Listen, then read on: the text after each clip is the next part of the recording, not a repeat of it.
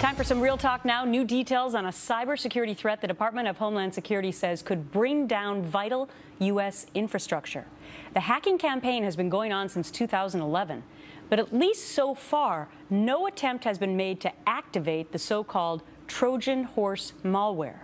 But here's what's scary. The DHS does not yet know when or where the bug will be unleashed. Peter Tran is a cybersecurity expert and senior director of RSA Advanced Cyber Defense Practice. So in other words, he knows what he's talking about. Peter, great to have you on the show.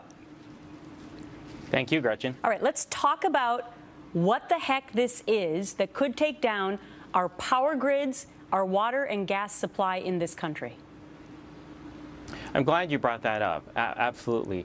It's a form of malware that is extremely sophisticated, that's able to take command and control instructions from a nation state or cyber criminal to actually control those systems within critical infrastructure.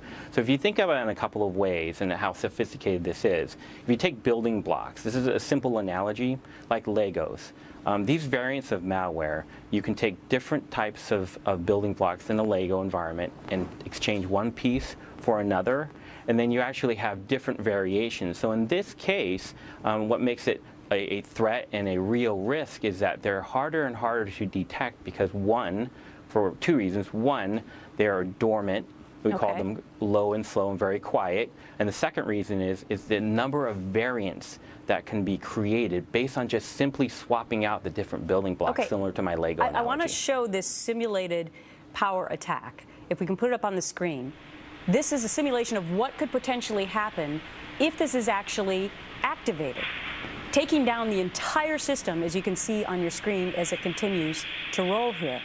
So Peter, I guess my question is, if it's been lurking since 2011 in our systems, why has it not been activated?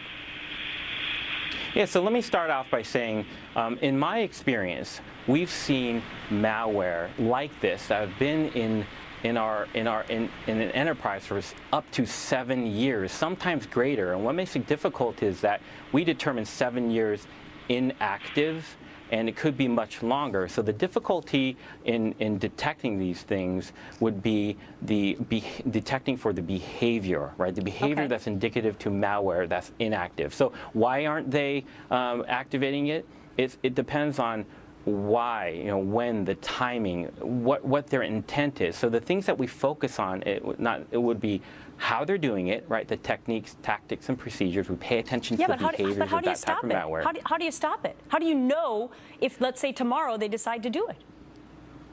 Yeah, these risks, how do you stop how do you detect, detection is the key, right? Detecting the inactive malware is the key before it becomes active.